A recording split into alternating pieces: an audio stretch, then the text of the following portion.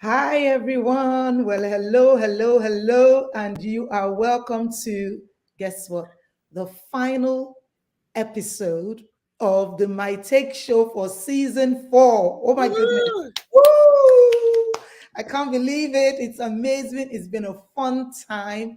We've come with different episodes this season with the team. I have two of my girlfriends here today, but I know that it's been an amazing show with Lola, with Tutu, with Jumoke, and everybody is so thankful for a lot of the amazing conversations that we've had. So for those that are here, let me get a quick hello from my ladies. Come on. Hello, I'm Faye. Happy to be here. Hi, Looking I'm forward. Tosin. Super excited. Last show.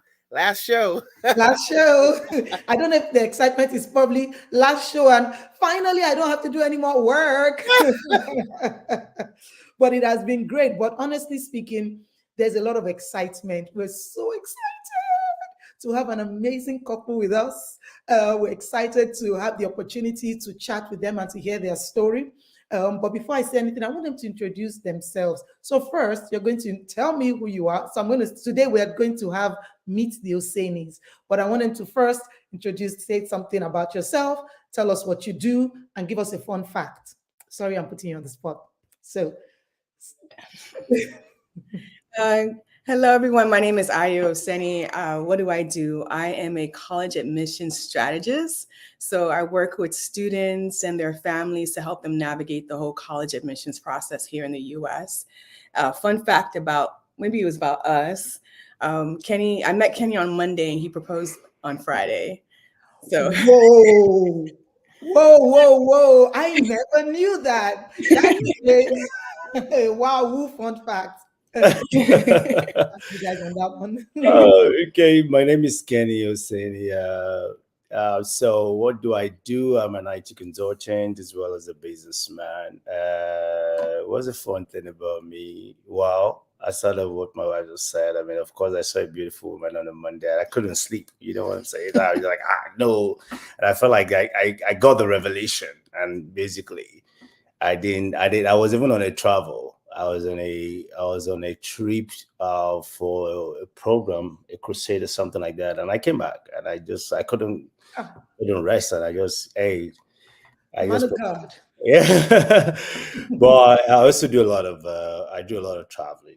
That's another thing. So Yes, yes, yes. I wish, honestly, sometimes I wish airlines could just say, just dash this person your miles. I will fly, I will fly easy on Brock any day, anytime. First of all, let me say a huge welcome, welcome, welcome to everyone that has joined us on our season finale. This is My Take Chat Show. And I really want to appreciate the fact that we have quite a lot of new people here today.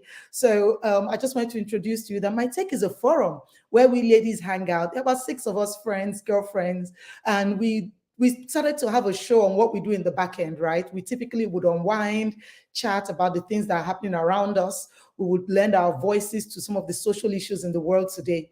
The truth is that our goal is always to promote a culture of love and compassion, but always to tell the truth and to be as candid as we are. Now, this season, we've actually been focused on the theme, when life happens. And my goodness, we've had different conversations. We've delved into issues that are life impacting, from what do you do when life happens because you hear a life impacting medical diagnosis. What do you do when you prayed for a loved one and you trusted God and they still went on to be with the Father?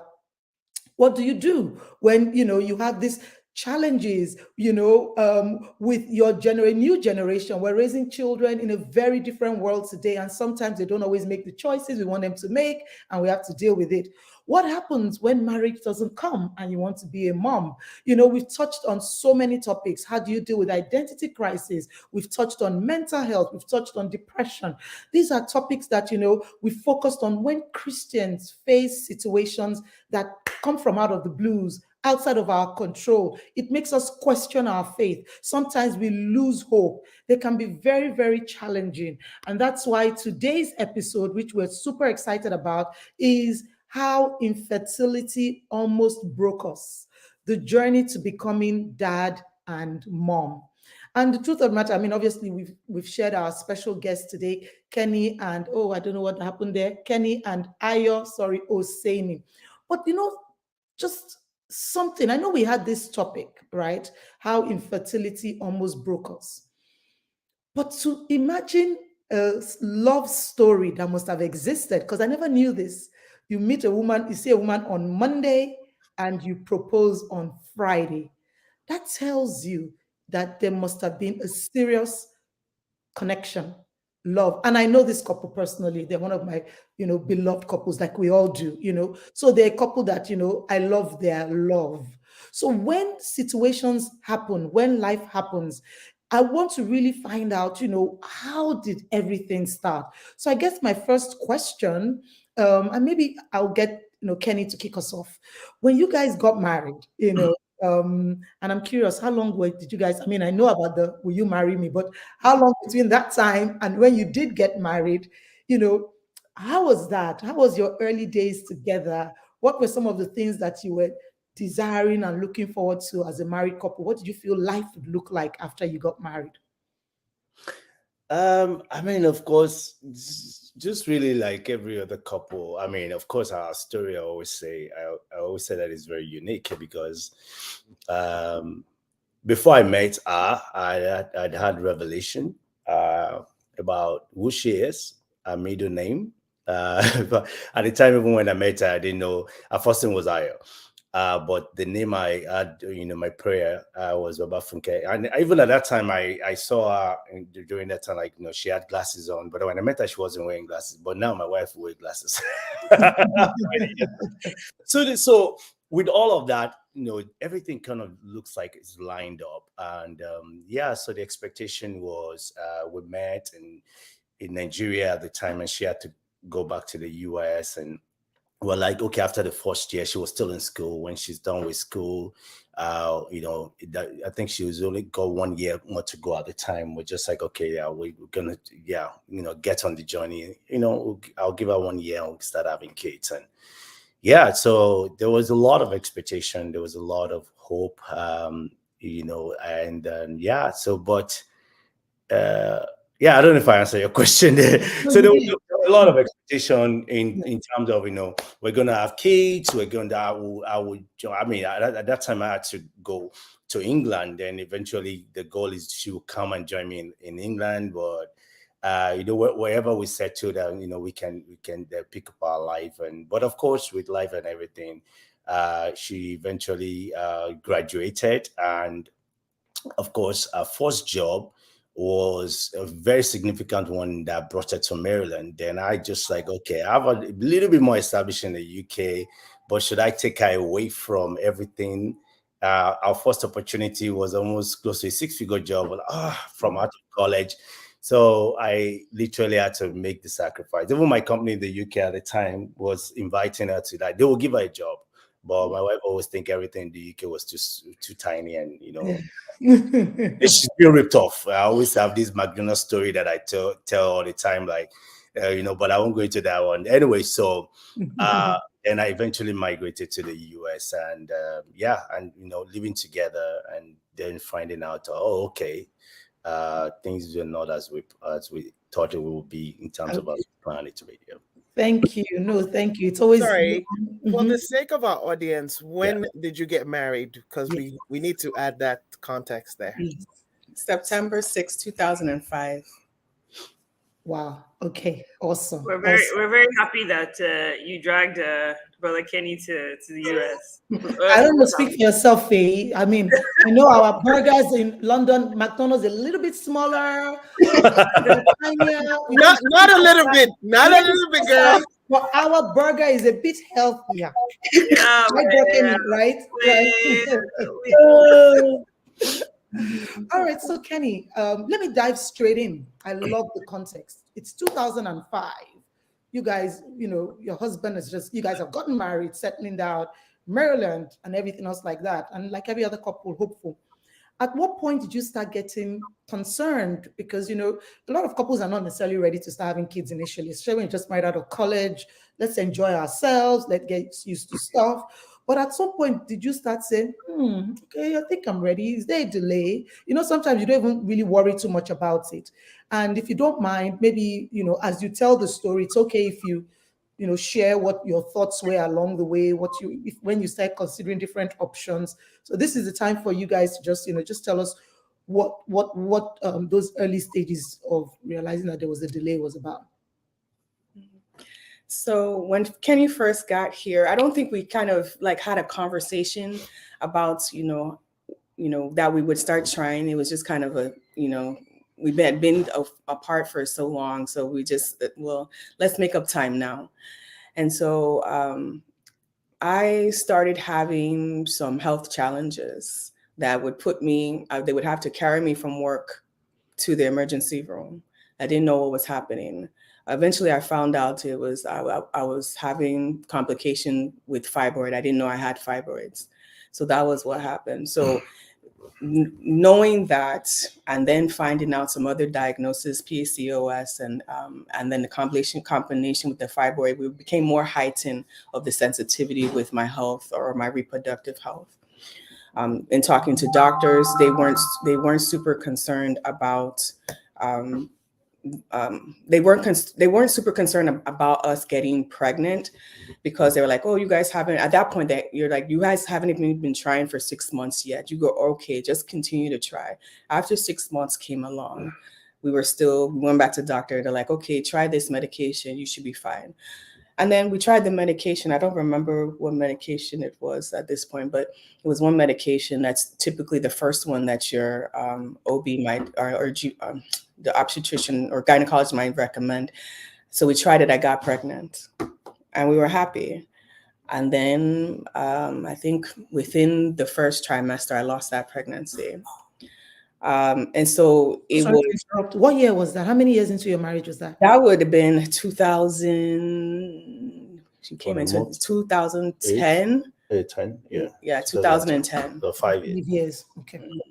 That would have been in 2010. And so, I mean, we were both devastated, but, as someone that has lost a pregnancy in the first trimester, the doctors reassure you, oh, this is a common thing.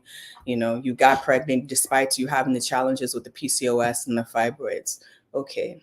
So we continued on. I got pregnant again in, I think, 2012.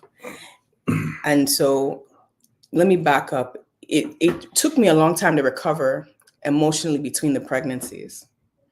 And so as I'm telling you the years, you're like, oh, what happened? Why did they wait so long? It was because I just couldn't get it. I couldn't get it together mentally to now go through that trauma again of losing a pregnancy. So we tried. I don't even think we tried in 2012. I got pregnant again, and then we lost that pregnancy. 2015, I got pregnant again, lost that pregnancy. And then Kenny went through a period where he was starting up his business in Nigeria, so we weren't really together. So there was some gap in time in there.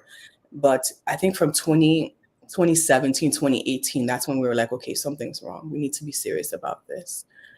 And so we now decided to go through the IVF route. When going through the IVF route, I walked out of the first time we had an appointment or a consult, I walked out of the clinic feeling like I was buying a car. The way they sold the whole packaging. And I'm like, this is not God's will for my life. God said, I didn't want to limit God. And I just felt like I didn't have the release in my spirit that this is the way that God wanted us to go. Maybe at that time, or maybe I just wasn't ready emotionally. I don't know. But I just said, I'm not, if there's no confirmation on this, I'm not going through the IVF process. And we let that hang till I think we approached it again in 2019, 2020. So in the period, because also 2014 was when that long trip to Nigeria, but with our lots of more pregnancies. One of them is ectopic at the time.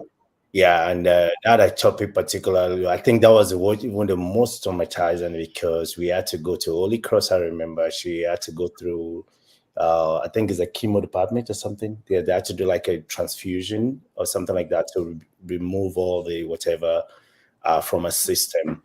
And that was very, very traumatizing because, just really going through that experience is like, okay, I know first, of course, is it like, just being in the cancer department was a tough thing for Mm. so the whole thing that comes with that. And Mm. yeah. And that was also around the time where there was a whole lot, it created a lot of turbulence because she became very reclusive. I would say 2014, 2015, we were really battling our marriage at the time. Yeah. Wow. So, it's interesting. When you first started talking and you were saying that we may be wondering why there was a gap. I mean, miscarriage is extremely traumatic. I had one miscarriage and it was extremely traumatic.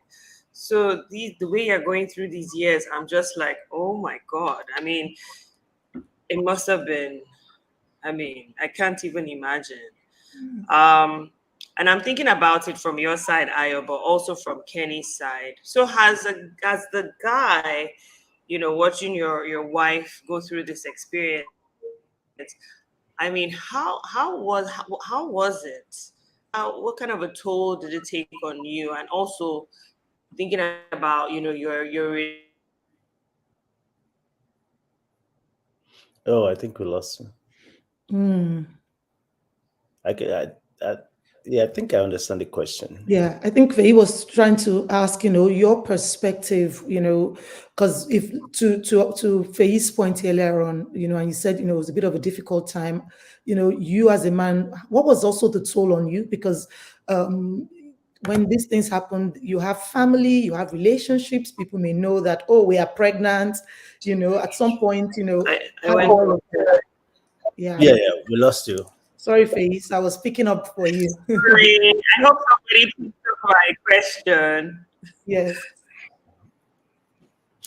Okay, so I think So I was asking, I don't know if Nikki already asked the question, but really to understand. So yeah, so I think for me it's a long list of things, but a few I'll make it very short. It's very traumatizing, obviously. It is very traumatizing. One of the mechanisms for me at the time was really get busy to kind of take my wife my mind away rather, but also and shopping, get out of here. Okay, so that and that's a I wasn't expecting that from the guy's side. that is a true story because so I used to have a business where I had a fashion line, and I also while I was in the UK, also do fashion shopping for some top executives. So it was in my default, but the one of the mechanism, like she said, it. We're living at an apartment. Then the concierge knows me from the very first week because packages were coming, and that's just one of the way mechanism for me is really going shopping and doing all of the stuff and keeping my but it's very traumatizing to watch go through all of that. And sometimes it was tough for me as well. It was like, look, madam, how long are we going to wait? I understand you've gone through this. Please, let's try again. But it's also like how much can I really push her?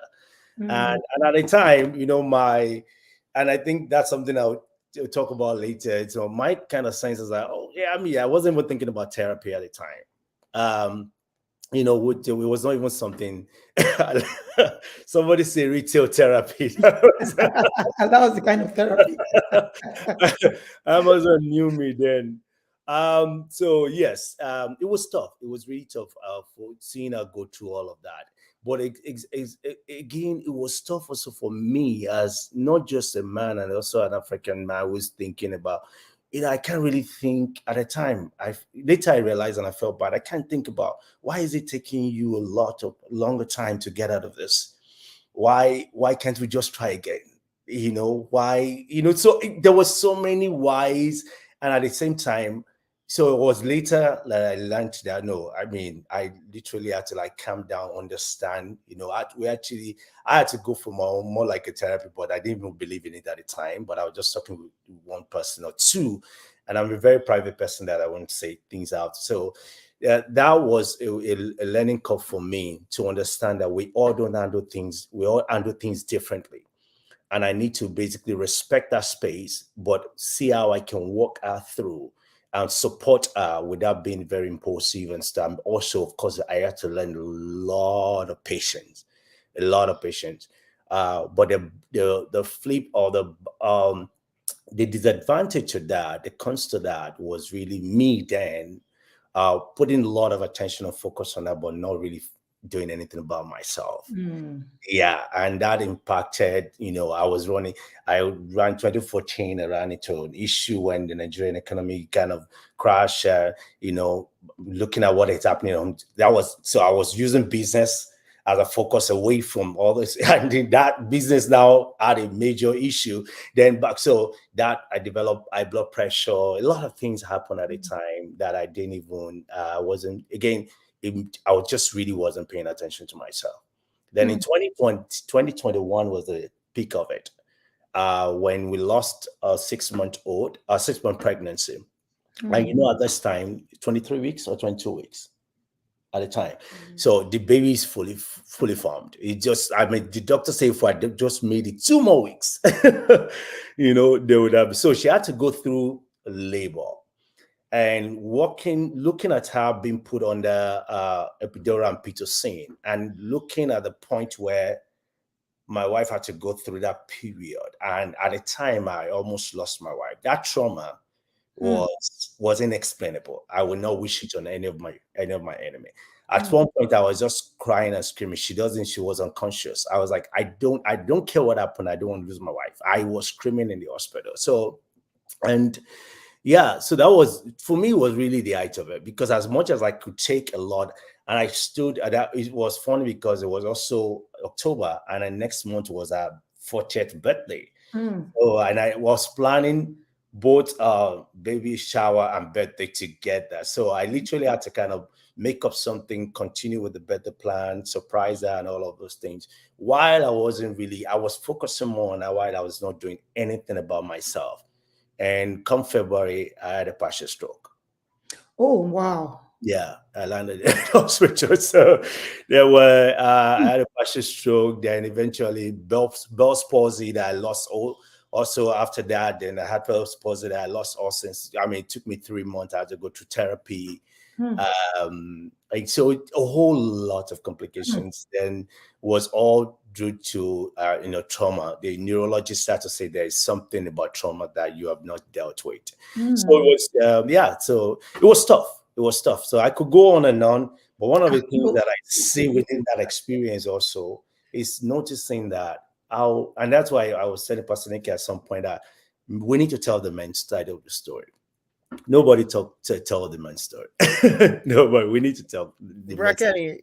Before Nikki jumps in, I wanted to mention that I was at the naming of your beautiful daughter. Praise the Lord.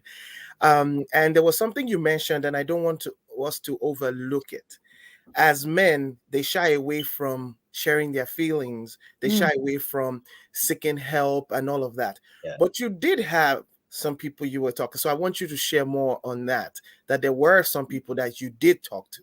So I want you to share that part so that men can know that is needed. Okay, sorry. And I'm going to jump into, while you're answering that, can you also tell us, because this is and today it's quite exciting to just hear from a man's perspective.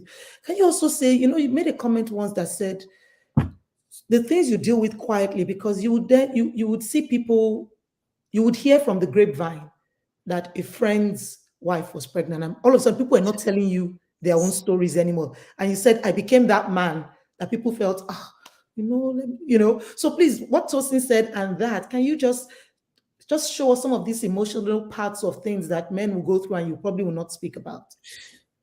Yeah, so that's so let me start from the first question Pastor Tosin asked.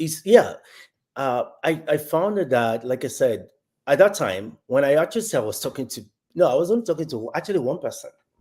And at that time, of course, few people know my story, but they don't really know what is happening on the inside, because I just really don't feel the need to open up.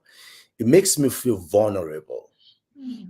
That is a fact. But unfortunately, it was really my ego that was actually playing a big part in that. That was later when I realized. It just makes me feel vulnerable. Like, why do I want to tell you? Already know my. Why do I want to tell you the detail of that story? You know. So, I have a friend, of course, Gokedele. Everybody knows at the time. As long as everybody knows everything, it was probably the closest I was talking to about everything. And it just really, you know, it would like go and talk to pastor. I was like, okay, and the pastor knows what is that, but I don't want to go. So, but yeah, so it took me time to actually started opening up. Then we started, of course, I started having some conversation with my pastor, Pastor Gandhi at the time, but it was really, really tough. But again, like I said, the biggest thing that I had to cross over was actually the order I had to cross was the ego thing. It was an ego thing. It was ego such that I already know there's a problem. I already know we're going through this problem. Why do I want to reiterate it to someone to basically? It's almost like when I tell the story, I feel the pain. And I want to shy away from feeling the pain because I've maxed everything up.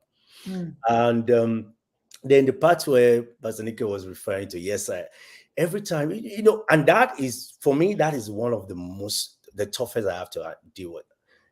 Even though my friends our friends do not necessarily intend to hurt us by not telling us that either they're pregnant again or they are expecting, but they felt like they were doing that to protect us. They don't want to have to tell us so that it doesn't feel, but in a way also, especially me as a man, it makes me feel, because my wife sometimes I won't even tell her until later.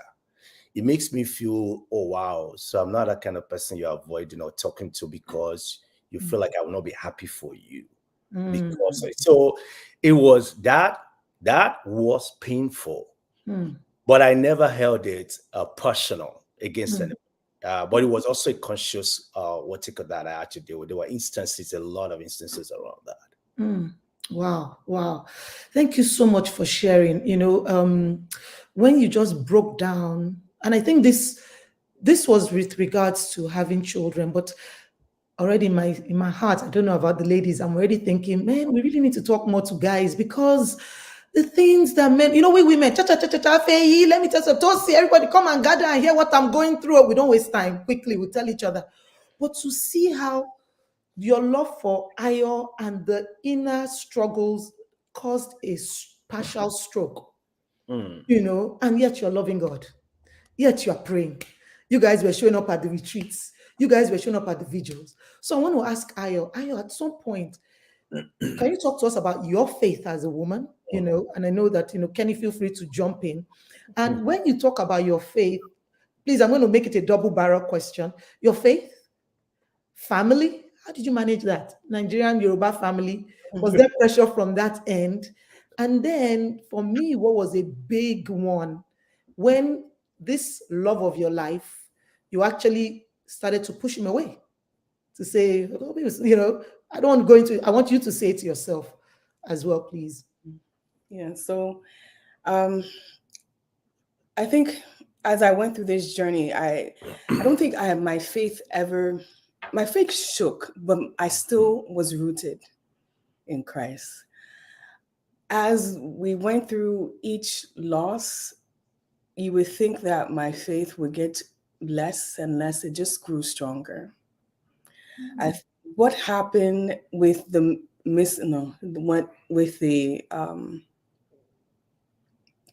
with Tisha? What is that? With the pregnancy that we lost, the last one, the stillbirth. That was when I felt that, God, I've tried to have your faith and be carrying it, and encouraging others who were also waiting, and then see that, okay, I'm almost there, and then everything just falls apart. It was too much. And I tell people the way that I can explain how I felt in that moment was that was when I felt like my faith died. Holding my dead baby in my hand was when my faith physically, emotionally, spiritually died. It was her. And so I mean, there was a lot of ups and downs in the journey. One thing that I will mention that really made me feel like, okay, I don't understand this walk, but I have to make sure that I listen to God and what He wants me to do, was there. I want to say it was around 2013, 2014. I had this, I felt in my prayer time, God told me like around 2010, 2011 to bring some women together so that you guys can, women who were also waiting on God for children, bring them together so that the focus is not children, but just supporting each other in life. And I talked to one of my friends, Yemisi, and she was like, yeah, you should do it. You should do it. But it took me 2 years to do it. But when I finally did it, to see how God just moved in a period of, I don't even think it was up to 1 year. I think it was 5 of us. 4 of us in that year got pregnant. Mm-hmm. And I was like, oh, okay, this is how, when you listen to God and what God wants you to do, this is how he moves. So on my faith side, like I said, it was a main constant until that stillbirth. Now, when we were pregnant with Toket, our daughter now, Pastor Nika met me probably at one of my lowest points. It was the lowest point. Everything was gray. I just saw gray. I didn't even know how to carry myself. That week, I think Pastor Nika just happened to send me a message. That week, Monday, I was pregnant. By the time Pastor Nika sent me the message Thursday or Friday, I had already lost the pregnancy. And I was like, I'm done. I'm not doing this anymore. What kind of life is this? And and the other thing about the us being, having children, I had a desire, but it wasn't a strong desire. But when we now started going through IVF, I felt like I was doing it more because I wanted Kenny to be happy. And so I was sacrificing my physical, spiritual, mental capacity just to make him happy. But I felt that this is what he wants. And this is how I want to appreciate him for everything that he's done. And then to know that my body can't even do what it needs to do naturally was just too much. So Pastor Nika came and she prayed with me that one day. And from that gray, every color came back. I don't know how to explain it. Color came back. I felt energy come back on me. And we just went through. And then the next pregnancy, I carried it to term. So amazing. Because I want to save that part because there's a story for that journey. But there's so many comments. I know. Let me take Yes. this one. Yes. And it says, during the waiting period, did you ever feel like you got it wrong at one point or the other? I don't know who they're directing the question to, but anyone can pick it up. Yeah. So, I would say I don't think we ever, in terms of are we compatible? Do we get? I mean, I want to believe that's a question. In terms of, did we get it wrong in terms of that are we the right couple for each other? I want to believe that's what the question is. I don't think there's ever a point like that. However, there were points where we're just really asking ourselves, like, with this marriage, we do this marriage. We had divorce conversation. There were times. There were low times. There were no moments like that where basically it's just more like, okay, because she's having this guilt that she just mentioned. She just felt like, because sometimes she would just go into an outburst to say, my body, sometimes, as I saw my wife went at an outburst one time, but, almost like, what is wrong with my body? Why can't my body hold a baby? Why? So, yeah, so those they were really, really tough moment at the time. And there was one part that she didn't say that I would say. One part is there was a time when there's baby shower or anything, even because we'll come out of church and people would just, oh my goodness, at the time, because of everything, my wife gained some weight, and people would just start touching her, told me, oh, are you pregnant? And so it was very painful and embarrassing. And so at some point, sometimes she's traumatized going to church. Yeah. She was from I didn't go to. I stopped going to church at some point on Mother's Day. Especially on Mother's Day. Now, I apologize on behalf of our African people. We're so sorry. Yeah. So Mother's Day, she won't. Even if at some point she'll go to baby showers, but at some point she just really like the trauma. It was just tough for her, Yes, of Yeah, so I want, like somebody said here, all feelings are valid. At that point, I never even, there was a time I found it weird. Madam, it's okay, let's go and rejoice with, but it's not, there is a way it's not because she wasn't rejoicing or happy with that person. It's just really that she just really, our own reality, it's definitely going to be, it's going to come to life, and she doesn't want to have to deal with that. And the best way for her to deal with it is try to block those events out at all. So, Yeah, as you. Oh, sorry. sorry, Tosin. No, I just wanted to quickly. There's so much, so we're going to throw everything at you because there are things that is, also just very eye opening. And to be honest with you, this when life happens, all of us have talked about it. That one thing that it has happened to us that we're doing this show is we're learning to become so much more sensitive. Things we would say we didn't realize till we really hear from people how those actions matter. But you guys lived in the US. Do you think that made it easier to handle family related issues? Are from your side?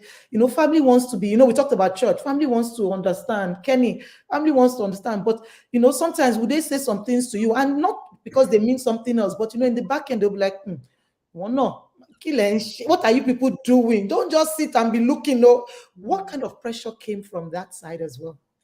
I want to say that Kenny did a fantastic job of shielding me from his family. I didn't, and he has an amazing mother that never questioned me, never disrespected me. I love that woman so much. So I don't think I had it as bad as some of the friends that I have in that case. What else? Yeah.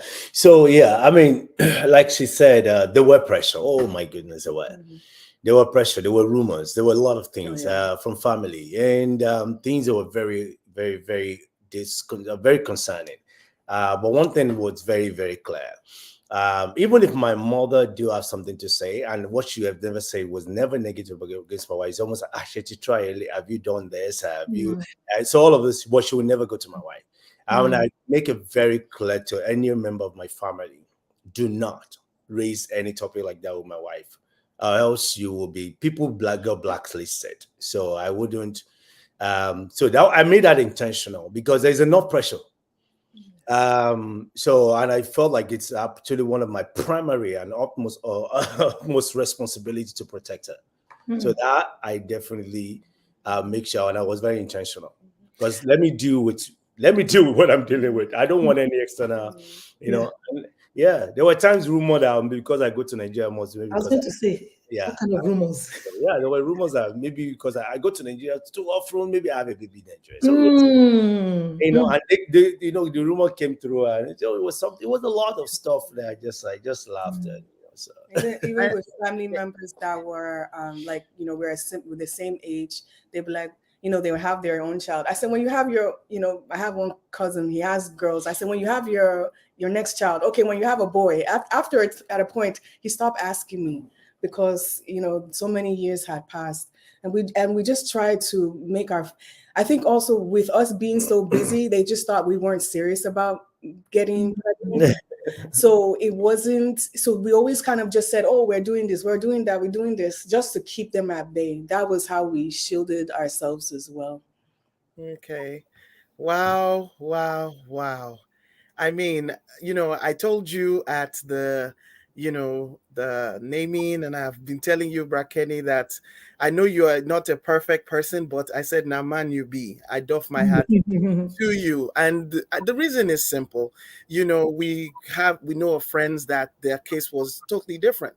But the fact that despite what you went through, your challenges, everything, that you stood with God and you stood with your wife, I just want to commend you for that. Not that, they'll say, oh, that's what men are supposed to do, but not every man does that. So I just want to praise God for your life for that. And, in 2004, I lost a child, so I can relate with some of the emotions. I can't relate with all your everything, because you guys went through a long time. But I lost a child, at 32 days, and that just broke me. And when I was talking about gray, I saw black. I saw black, and there was like there was no one else that I could relate or connect to. So for a long time, it was extremely difficult for me. So, and when you're saying, why can't she just get out of the emotion? It wasn't that easy. I never saw my husband cry till that, he was trying to hide his tears, trying to be the man. So I can understand when you're talking, because he, wanted to shield his emotions and be the man in the situation and all of that. So I can relate a bit into that. So I wanted to ask you, what was the turning point in your marriage that brought about the birth of your beautiful, beautiful daughter? Before. We just said, let's try one more time, to be honest with you. And that was going to be the last time for me. I said, if it doesn't happen, we'll just adopt, which the adoption had been on the table for some time. But it just never panned out. Adoption was on the table. So we just tried one more time. And because of, I think we just took for granted previous pregnancies and medical intervention and just consulting doctors and I don't want to bother them, this is okay. The stillbirth that we had after that one, I was like, anything, even if it's just minor pain, I'm asking the doctor, I'm calling there after hours, I'm not doing this at all. And so it was that situation coupled with the medical practice that we decided to go with, and God and the prayers of our family and the ones that knew. This last pregnancy, it was, people found out the day that I gave birth. That was it. We didn't tell anybody, because number one, we didn't want to carry people along in that trauma again if it didn't work. And go ahead. No. I say but there's one. You asked a turning point. So one of the key turning point, really. And I want everybody, I think this is very important that everybody pay attention, because sometimes you're waiting for God to give you this massive revelation, and it could just be just one person in your circle, one person's word. Dr. Odunsi. Yeah, we had gone through the last episode with an OBGYN that wasn't really caring, because I don't was incompetent. It was caring, put it that way, but it was not, for me personally. I just don't think the competence was there, because it was one man practice, and to see the OBGYN was tough and everything. And one day Dr. Dusi just called me. Apparently, I think he said, spoke with one. I just don't know, from out of the blues. He said, have you guys tried John Hopkins? I'm like, we've heard about John Hopkins. We've tried, we've gone everywhere. He said, no, call this doctor. And for me, when I look back, that was a turning point. That was God. Because the experience of that pregnancy, I mean, just to give you a brief, is there's 7 doctors in that practice, or 7 specialists, and they've done it such that you have to consult with the entire 7 specialists in that period, and every one of them specializes in something. And this time around, when we see, before it would be blood stain, or it would be blood, whatever. This time around, you call every single time. There's one of 7 that will respond to you and rush to the hospital. So it was smooth. It was God sent. It was the structure that we're looking for, and we said we have to even personally recommend this approach, because it was the best approach we've ever seen. And it was just that one call from Dr. Odunsi. And for me, when I look back and every time I think about it, that was God sent. I'm just thinking of what you said, and there's so many times that God prompts us to do things. I'm sure if you ask Dr. Dincy, he thought about it before he called you. You said it was out of the blue. Should I call this guy and make this suggestion and see how God works? So it's really important for us to, follow God's lead. So kudos to you. I really do want to say again that your kind is rare. Your kind is rare. And we need more men, more husbands that will protect their wives. Anyway, so congratulations to both of you. I thank you so much for telling your story. One thing that I was thinking about even before you mentioned it, Ayo, was adoption. So tell us a bit more about, you said you thought about adoption. Yeah, we thought about Tell us that. a bit more about that, because what we found anyway, in our small research, is that Nigerians just don't like this adoption story. And for me personally, I've always felt, and this was something that I knew since I was young. My mom always used to say in Yoruba, because we had examples of people that adopted and then, ended up. So it's not like adoption is closing the door, right? Anyway, so I want to hear your thoughts a bit on adoption. Yeah, so I was totally open to it. It took me a long time to kind of share that with Kenny because I thought he would be resistant to it. And after a point, I think that was like 2012, 2013, I did present it to Kenny, and Kenny completely shut it down. Completely was not interested in it whatsoever. Wow. And so I said, okay, well, we just keep managing ourselves until God does something. But one of Kenny's really good friends, actually, they had adopted a son.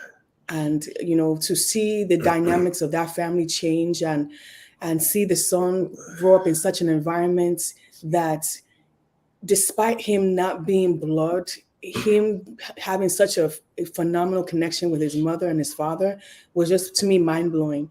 And I think that experience, or watching that experience, invited Kenny to maybe open up his eyes a little bit more to considering an adoption.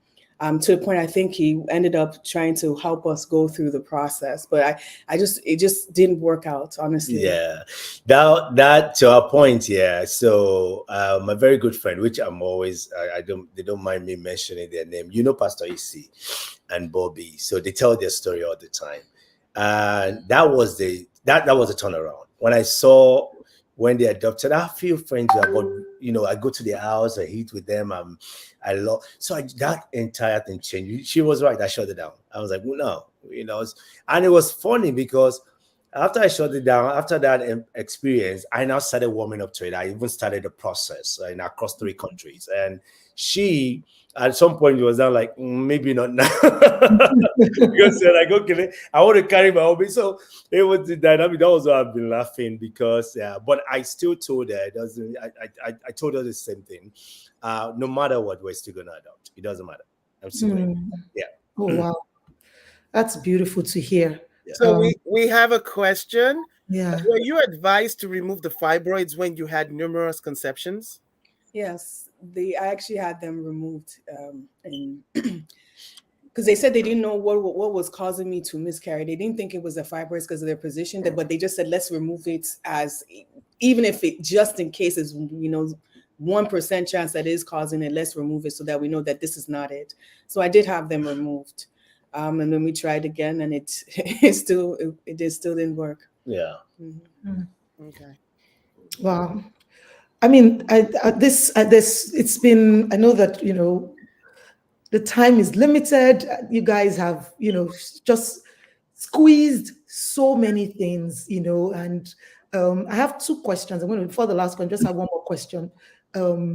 When God had taken you through that process, and Kenny, Ayo, I know you talked about, just how God gave you that new burst of faith, and what you said was so interesting. Like, I'm learning so much. Tosi said it now, and you just said it, that you see things in gray. I don't even know what that means. It's now you're saying to yourself that, what people go through, God help us to just be sensitive, that even you just things, the whole place is just, and I do remember that day that we spent that time together because the curtains were drawn, and when they say Kenny is a fashion shopper, he's also one of the best, maybe not, he doesn't do it as a living, but he's one of the best interior designers. Their home is so beautiful, but everything was closed up. Well, because Aya was, you could tell she was in that sort of dark place, So to obviously go from there, and God gave you a word and you held on to it. When our beloved Omotoke came first, how many years have you been married? And then I just want to know, in that room, how did you both feel? I just want to know, like, because first of all, tell me, because I want to know. We started from 2005.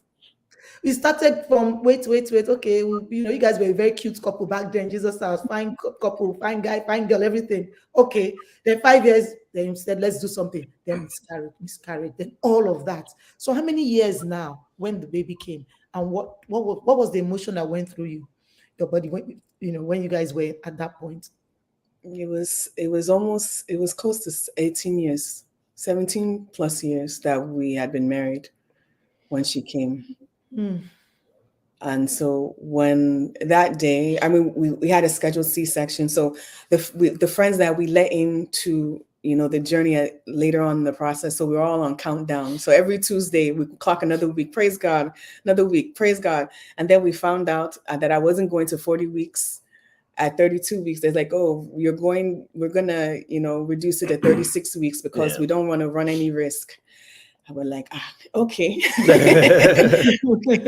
We thought we had time and we didn't have time. We hadn't bought anything, we hadn't bought a lot of things, but the way that our friends and family rallied around us, the ones that knew, was simply amazing.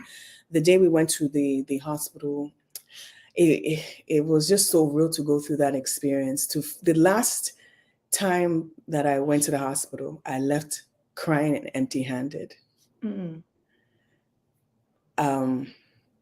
This time, to give birth, to hear her cry, to have no complications, and then to carry her home, I wept the whole way home. Yeah, to the point that the nurse that wheeled me out, she hugged me because she's like, I read your chart, I saw you, I understand your story. So it was just so, it was an experience. And then Kenny now, to top it all, Kenny now had a song written for me. He now played it when I was back in recovery. I was just weeping, like I kept looking at her. This is my life. Is this her? Uncle Kenny. No, I'm waiting for her to finish because he's going to sing that song. I don't know the song. No, so I didn't even sing the song. There is this online what's called Song Finish or something. Yes, I know it. Yeah, so I just did. I had an artist, paid an artist to do all I just gave my story. They wrote a song with the story. Okay.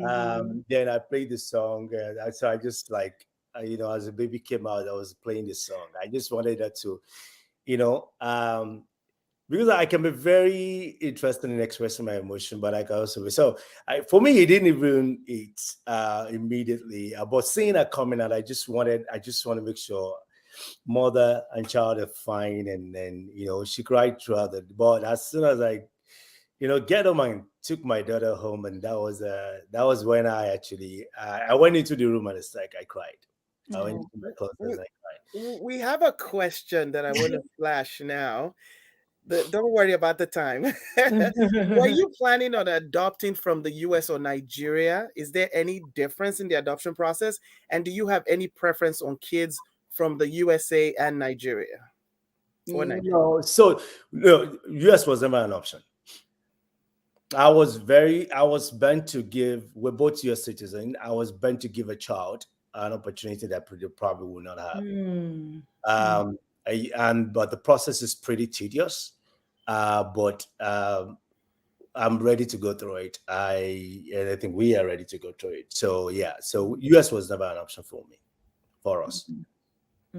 Okay. Well, you said R. I heard R.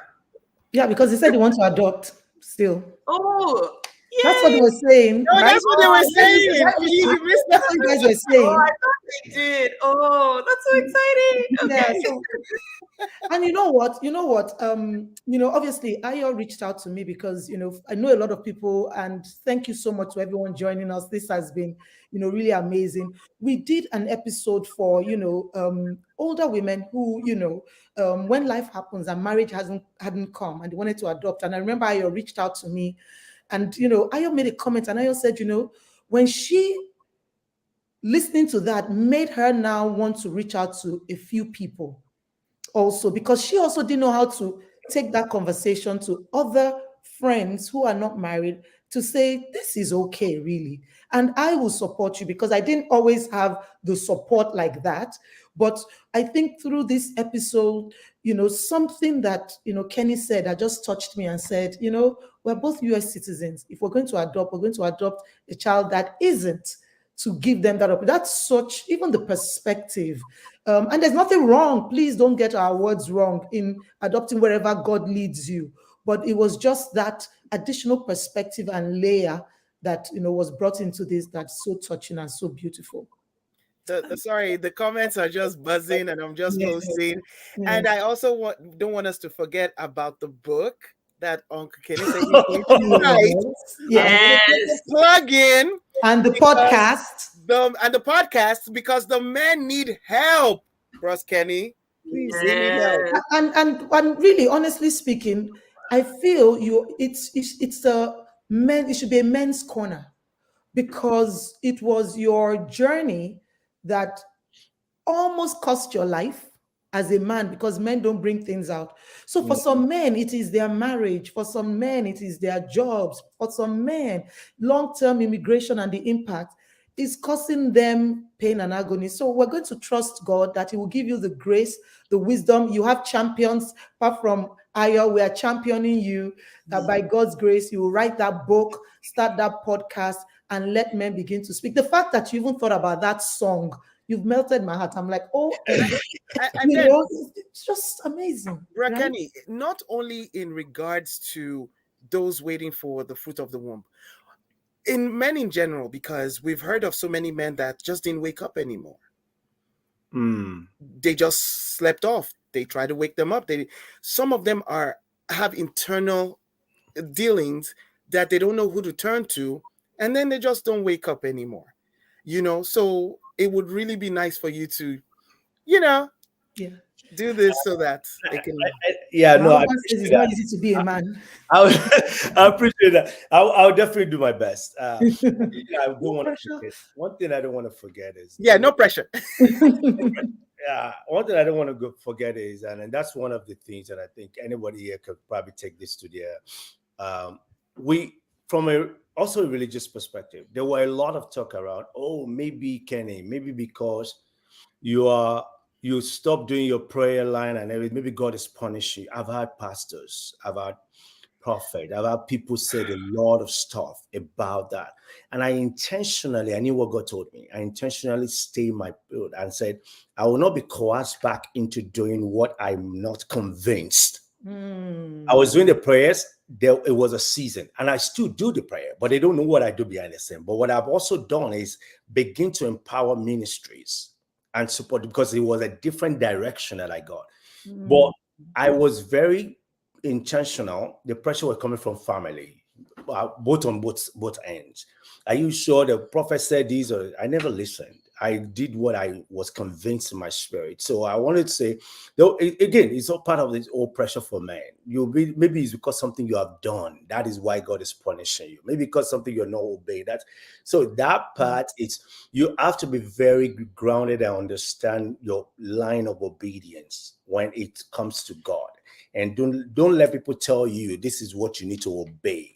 But let God understand what God needs you to do rather than what people are saying that you should do. It's very important. I think this is a really excellent point to end on. It's really, at the end of the day, you have to hear God for yourself. And our God is not a wicked God. Our God is not a wicked God. He's not a manipulative God. Well, I think you've helped us, because that was the last question. What will you say to people trusting God for their miracle? And it could be miracle baby, jobs, immigration status, marriage, healing, 17 years of waiting, trusting, of going through the fire, the flames, 17 years. Please give us a word of encouragement that I think will round us up, because this season, like I said, was when life happens. And so, and Ayo can go first. I would just encourage anyone that's just waiting on God for something to stay the course. God will show up in a way that will blow your mind. And even from our example, we wake up every morning, look at our daughter, I can't believe this is our life. When God moves, not when God moves, God is always moving. You don't have the tangible of what you want. God is always moving. Just stay the course and focus on Him.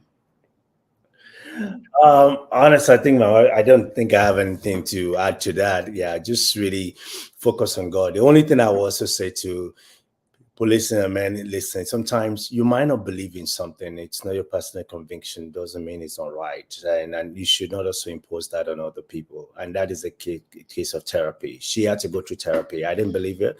I had to go through that process, some of it with her. But I also have to allow her to do her. I would take her, I would drive her to a therapy session. I would stay in the car. So that she go through that personal. We also try to go through the article, but I do a lot of traveling. But there was nothing wrong when I eventually went through a session. I understand there's nothing wrong. It's just really, don't. Your conviction is fine, but do not don't use your own feeling and your own conviction, as a template for other people. I just really, just follow through. Yeah, for men, it's okay to go through therapy. So yeah. I just want to say this before we round up. Ayo has taken care of so many children. He's still taking care of so many children. Mine as well. I mean, so I just want to thank God. I want to thank God for God, that for all the children you took care of, He made sure you had yours to take care of. And I just want to thank God for that. And in addition, Tosin's so right, not just the kids you took care of, a lot of the young people, because like Tosin said, Ayo runs a company that helps, kids that are getting ready to go to university. And a lot of them, because she's done this for years, some of them are even gotten out of uni, getting married. They were all looking at Auntie Ayo's story. So when God did it, their faith was unbelievable. I think that was the joy of this story. So many testimonies that came out of it. We had young people now understand the way Christians can go through challenges, difficulties. This couple, a lot of what they said to most of us, except those that might have known a bit of it, on the outside, the church body didn't really know. They carried adversity with grace, with beauty. They both served. They were people. They celebrated with people. So they were really an amazing couple. And our whole church burst into such joy the day of their baby naming ceremony. The whole church was thrilled. Everybody was so excited. It was a corporate testimony because we could all hold on to the God of Ayo and Kenny Oseni. Thank God for that. Thank you. Thank you. Thank you so much. Congratulations. Yes. Thank you so much for joining us. Thank you for this amazing platform to share our story. Really Congratulations. And man, this has been our highest viewership. Thank you everyone for being a part of season 4. I want to thank all the guests that came, the repeat guests. Some guests came for the first time. Some of the therapists, we didn't let them go. We would call them at every point. I want to thank God for, the ladies. I totally appreciate Tosin. I appreciate Faye. These ladies are phenomenal. Tutu, Jumoke, Lola. These are my amazing network of women that we do this together. There's one of our ladies. Her name is Dami. Dami is in the UK. Dami is the default my take lady. When everything else fails, we just call Dami, please, we need you on the show. She just shows up straight away. And we just want to appreciate all of you for supporting, for being here. Please, please, please feel free. Go watch some of our previous episodes. We talked about so many things. There were things there that will help you as a parent, things that will help you through adversity, the faith that will help us through, when there's loss, and so many other topics. And, on our platform, we have different shows. So we look forward to coming by again next season, season 5, which is going to be next year. And if you haven't, please subscribe to our YouTube channel. Please follow us on Instagram and on Facebook. Would love to continue this conversation and say a big thank you to everyone. We love you. Thank you so much. Thank you, everybody. Thank you.